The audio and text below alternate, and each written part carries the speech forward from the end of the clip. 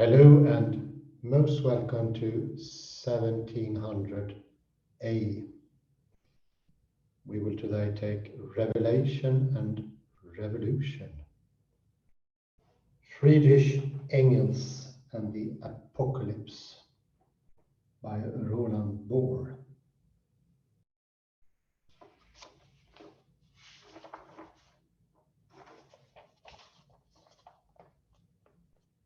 And we are presently at page 8, and I will continue where we left off in 1696.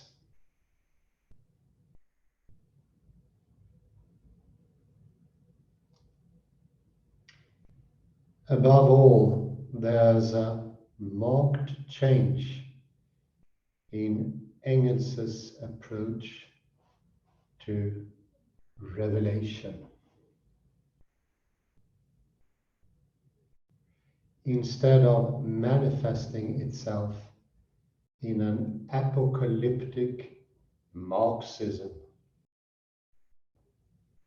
his interest in revelation follows another line.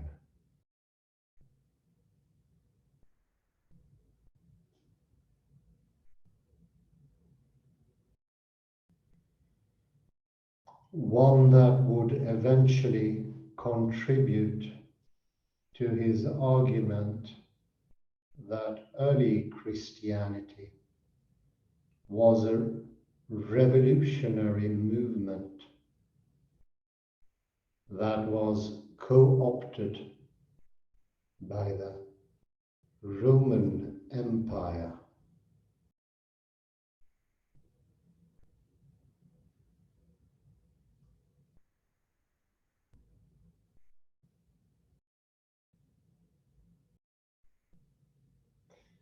Furthermore, his revolutionary origin would show up again and again through history, and most notably with Thomas Müntzer.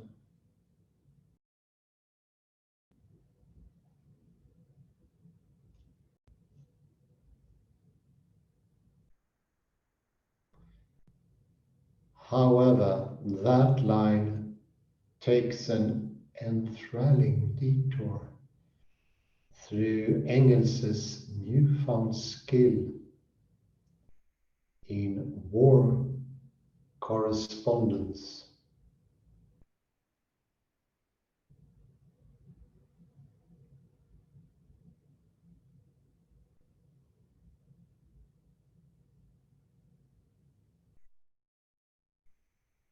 Engels's fascination with grand battles goes straight into his love of military analysis and journalism.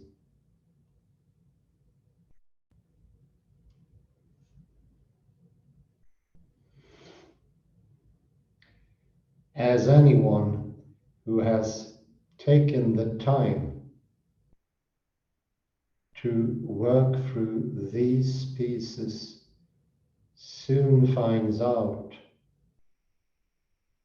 Engels penned numerous articles on battles, campaigns, the nature of armies across Europe, strategies, tactics, equipment, uniforms, and so on.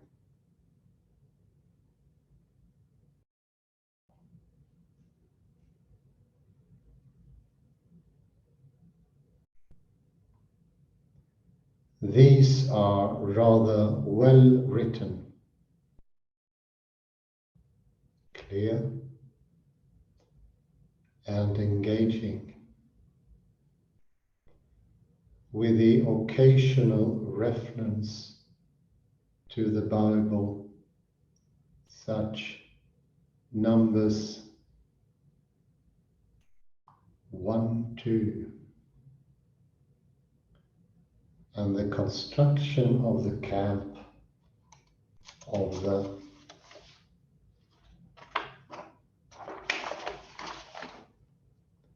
Israelites in the wilderness after the escape from Egypt. The fact that the Romans used 300 catapults in the siege of Jerusalem in 68 to 70 Common Era.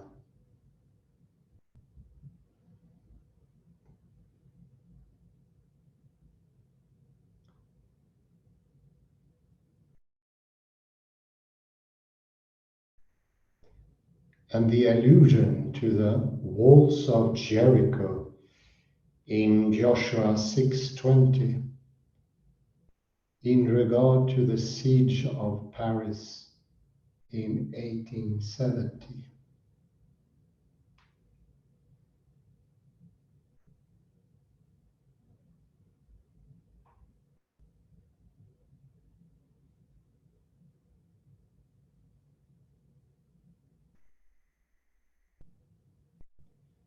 I found myself enjoying his first articles on the Hungarian Revolution and the way in which Engels is able to cut through to the key tactical issues.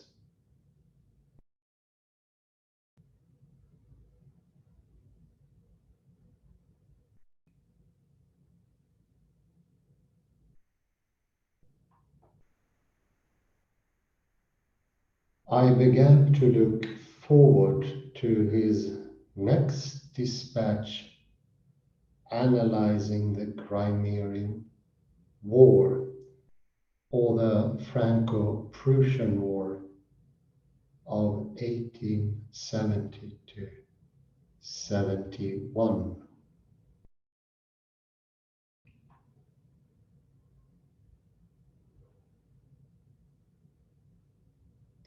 He had found a distinct niche.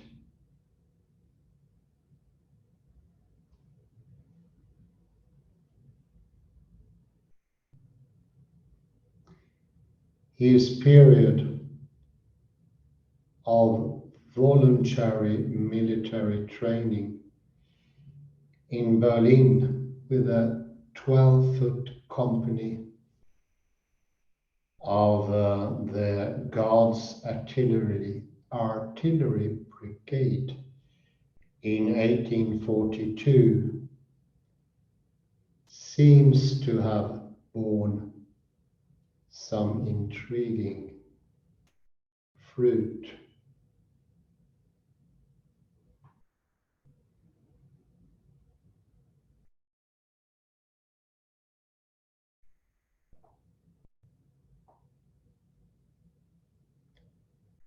No wonder he volunteered to join the revolutionary armies of Elberfeld and Baden in 1848.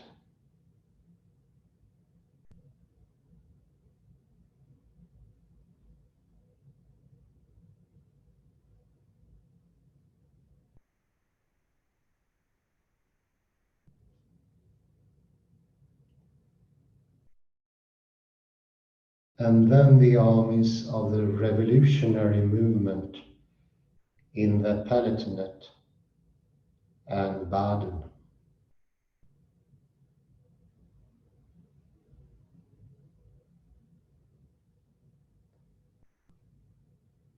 This military interest is one of the developments of Engels's early fascination with biblical apocalypticism.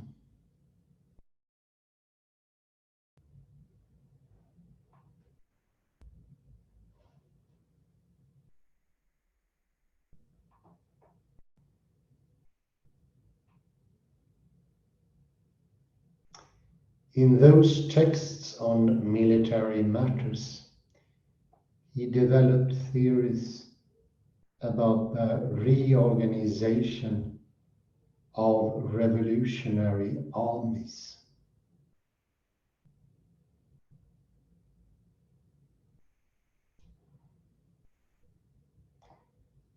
This is where we find Engels arguing that a revolutionary who neglects the state and discipline of his army does so at his peril.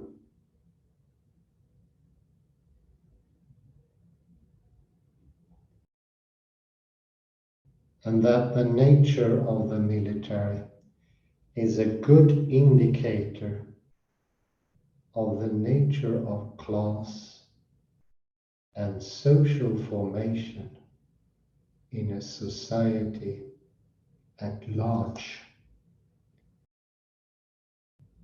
That any revolutionary act requires swift and bold action along with a good army.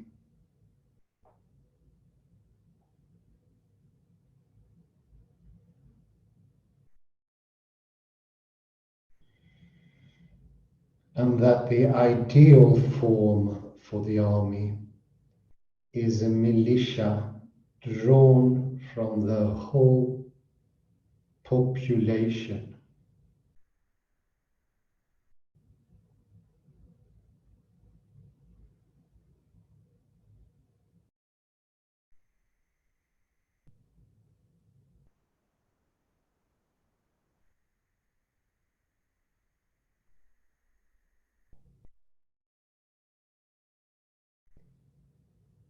No wonder his nickname became the General. But even this general later found a place for peaceful agitation, since untimely, violent uprising bred violent repression.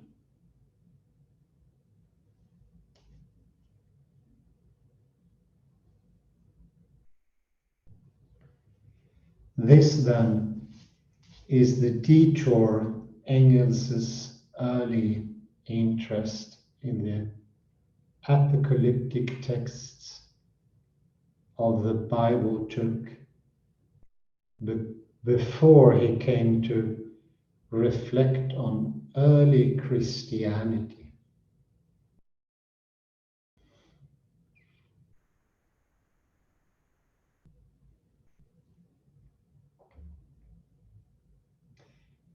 Early Christianity.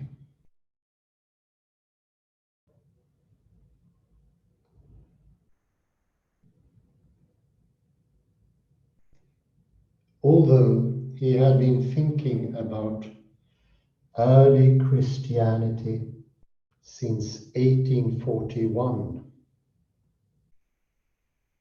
his essay on the history of early Christianity appeared a few months before Engels died in 1895, and may well be seen as his final coming to terms with his Christian past.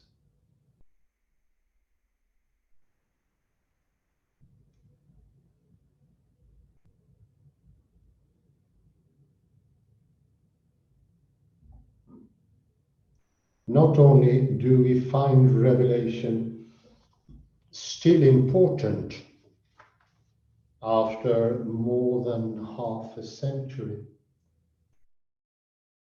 but this essay by Engels also had an abiding influence on New Testament scholarship,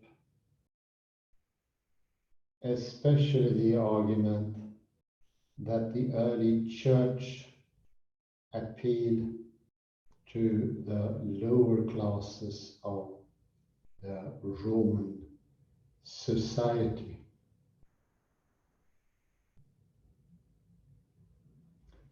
It is really the mature form of an argument with which Engels had been toying for years, namely that Christianity began as a revolutionary force.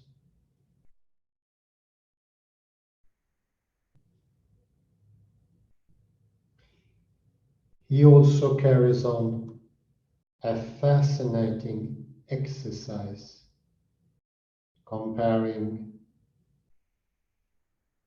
early Christianity with the communist movement in his own day, drawing one parallel after another.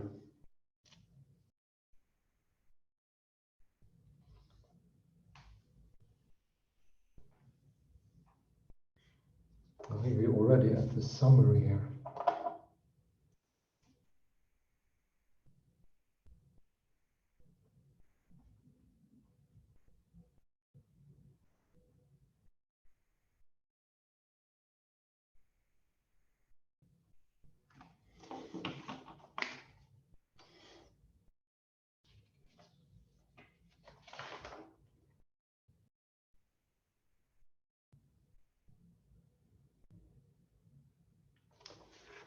But as already at the beginning, I found one mentionable quote.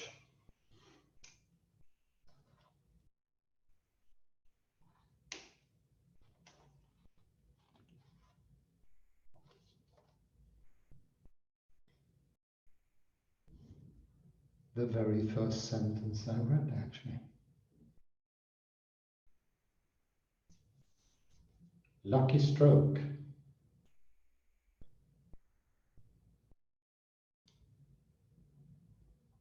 I will read a little bit into it. Instead of manifesting itself in an apocalyptic Marxism, his interesting revelation follows another line, one that would eventually contribute to his argument that early Christianity was a revolutionary movement that was co-opted by the Roman Empire.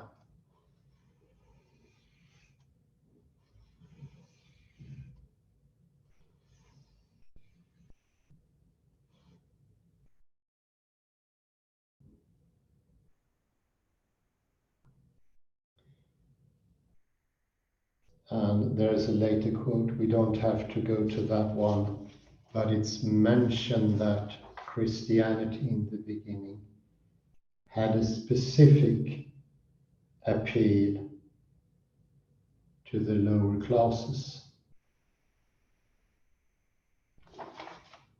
a term that later was used by his colleague Marx, proletarians, the proles, the lowest of the lowest. So you already see here the necessary antithesis, or the other side of the polarity. Christianity, a peaceful movement, has its antipodal comrade, to use a communist phrase, Genosse,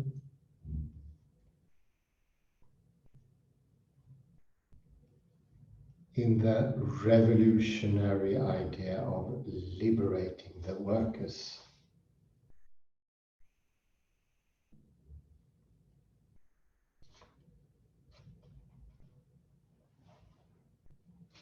And we have another very nice polarity here, and that is the last paragraph on page 8. Engels' fascination with grand battles goes straight into his love of military analysis and journalism. Later, there is a mentioning that they called him the general. So he had a definite mood for belligerent tendencies.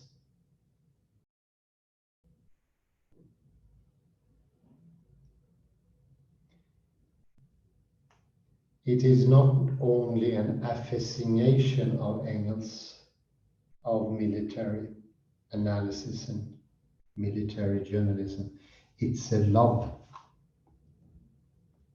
And here we have the perfect match for the peaceful Christianity.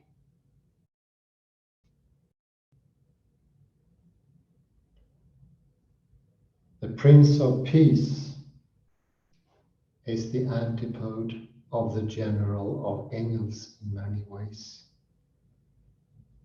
And these two forces, directions, help to make one-sided Christianity. And of course, that's a given, a revolutionary tendency in the shape of the mind of Engels, infused with a support for the military and an understanding for the importance of war and upkeeping with the forces of the military.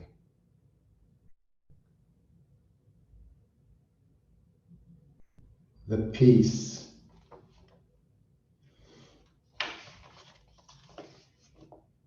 For all you who know the history, you know exactly this later happened. After the Kerensky's February Revolution of 1917, that later went into the October Revolution and the establishment of Bolshevik rule, that was infused not only with this mentioned turnover with the working class, reverse the classic society became its antithesis with the proletarians on top, but also a very, very strong insistence on an army. In the beginning, led in the Soviet Union by Leo Trotsky, an especially fierce general without a doubt.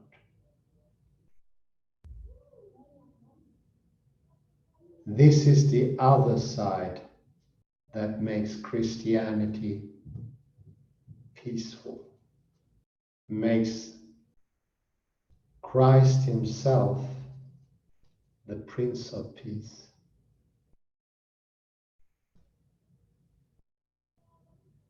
And you also see the temporal reversal. the rearrangements of the classes in the Roman Empire.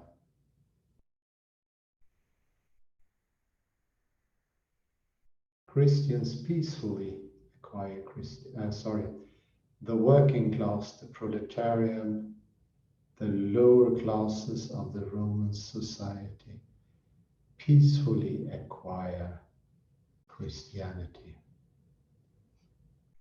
In the revolutionary cases, the military is used to convince the working classes.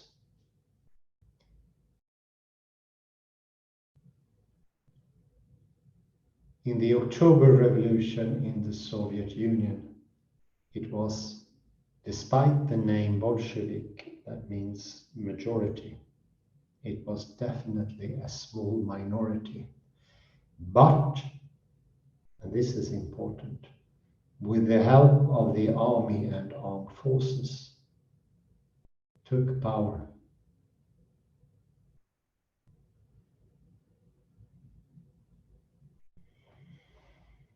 From the Mensheviks, which I presume means minority, the bigger part.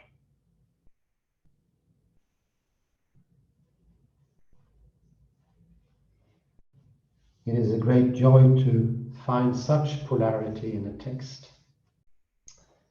Kalle, some comments? Yes, let me comment on this phrase on page 10. Especially the argument that the early church appealed to the lower classes of Roman society. That was indeed the view of scholars for a long time. I recently read a book. Let me see, I can show you. You have here the title. It's by a Korean scholar. A Tale of Two Churches, Distinct Social and Economic Dynamics at Thessaloniki and Corinth. This young wants to modify this view. So you had instead two also. So for instance, here Thessaloniki, it was of lower classes, but in Corinth you have, so to say, all classes, also the rich. So it's a more nuanced image. I have written a review of Ursa Jung's book in Swedish that will appear in December.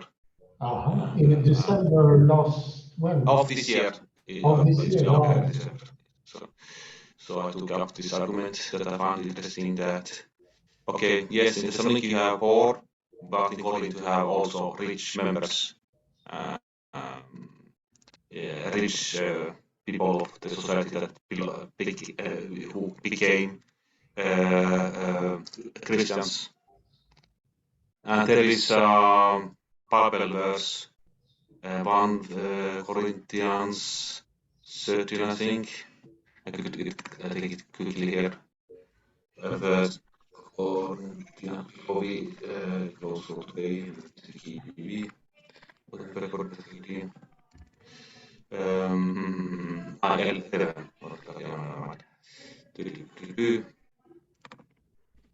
And Paul wrote a letter, 1 11, where he accused the rich to discriminate the poor people. The rich Christians that when they are sitting at the meal. Yes. What have ye not houses to eat and to drink in, or despise ye the church of God, and shame them that have not? What shall I say to you? So it says that people went to the houses of rich to have the churches were in houses of rich people, rich Christians who came there. Who were Christians? But they were discriminating. The rich Christians gave the best places to their own fellow Christian rich Christians. So there was discrimination. But this shows that they were rich Christians also. So in other words, this argument is not correct. If you get what I'm saying, do you follow? Yes, I saw something in the previous text there that came by very shortly. There's something that said "e poly" in the Swedish text of Jung Chan. Yes, yes, indeed. You had "e poly." Yes, it's. I could show it in First Corinthians. I could show the. Let me see. For the English translation. 26, verse 26. So here Paul is writing, not many were wise, not many mighty, not many noble are called. In other words, they could also have been. It depends. You can interpret in two manners. They were wise, and they were so mighty. If you get the point. Yes, and I was So you also, can interpret in two ways. definitely, and I was also thinking "e poly" and poly. I mentioned earlier that Bolsheviks took over, and they were not many, but they used the force of the military, the armed troops, to take over. And that parallels exactly the Christian takeover, which I think was mostly peaceful by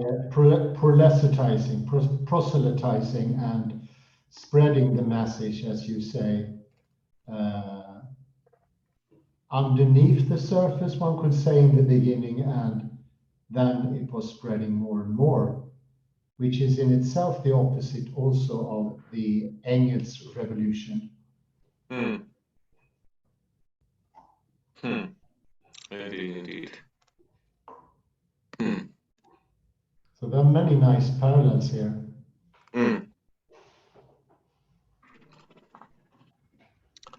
Perhaps this should end there. Yes.